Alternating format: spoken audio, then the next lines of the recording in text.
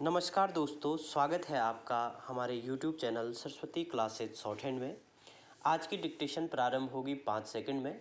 अगर अभी तक आप चैनल पर नए हैं तो सब्सक्राइब करें डेली अपडेट्स के लिए और डेली डिक्टेशन के लिए हमारे YouTube चैनल को। तो आइए स्टार्ट करते हैं डिक्टेशन को। डिक्टेशन स्टार्ट होगी 5 सेकंड में। भारत विश्व के उन्नत, समृद्ध और सुखी देशों में से एक के रूप में 21वीं शताब्दी में प्रवेश करने के लिए गतिशील हो रहा है, परंतु क्या हम प्रभावी रूप से अपने अपने को साकार कर सकते हैं?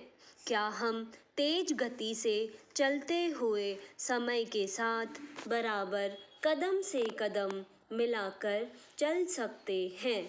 21वीं शताब्दी तो आएगी चाहे हम कुछ भी न करें। 21वीं शताब्दी शुरू होने से पहले जो अभी 10 वर्ष हमारे पास हैं, वह एक देश के जीवन में बहुत छोटी सी अवधि है। हमें एक गौरवशाली एवं प्रतिष्ठित राष्ट्र के रूप में 21वीं सदी में प्रवेश करना है।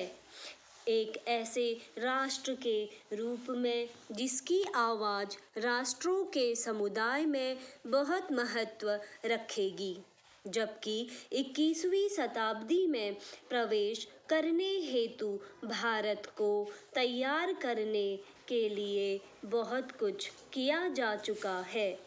कंप्यूटर क्रांति हमारे लिए बहुत ही महत्वपूर्ण यंत्र है, जिसकी सहायता से हम अपने उद्देश्य में अच्छी सफलता प्राप्त कर सकते हैं। पश्चिम और पूर्व के कुछ विकसित देशों में कंप्यूटर क्रांति अपनी पूरी ऊंचाई पर है। भारत में भी नवंबर 1984 में अपनी कंप्यूटर नीति की घोषणा की थी। श्री राजीव गांधी के नेतृत्व वाली सरकार ने कंप्यूटर को महत्वपूर्ण स्थान प्रदान किया और इसको भारत के आधुनिकीकरण के लिए प्रभावी यंत्र पाया। भारत में पहले कंप्यूटर का निर्माण सन 1966 में Ratan Tata institute of fundamental research, Bombay द्वारा किया गया। उसके पश्चात भाभा एटॉमिक रिसर्च सेंटर ने इस श्रृंखला में कंप्यूटरों का निर्माण किया। भारत में इलेक्ट्रॉनिक्स कॉरपोरेशन की स्थापना और उसके द्वारा व्यापारिक आधार पर कंप्यूटरों के निर्माण ने भारत में कंप्यूटर क्रांति को और अधिक गति प्रदान की है। राजीव गांधी ने इस बात पर बल दिया कि इलेक्ट्रॉनिक्स से भारत को नए और अच्छे भविष्य का निर्माण करने में मदद मिलेगी। उन्होंने यह भी बताया कि इलेक्ट्रॉनिक्स के प्रयोग से बेरोजगारी की समस्या नहीं बढ़ेगी, बल्कि इससे काफ़ी लोगों को रोजगार प्राप्त होगा। कि इससे रोजगार घटेगा अथवा बढ़ेगा, यह प्रश्न अब गौण हो चुका है।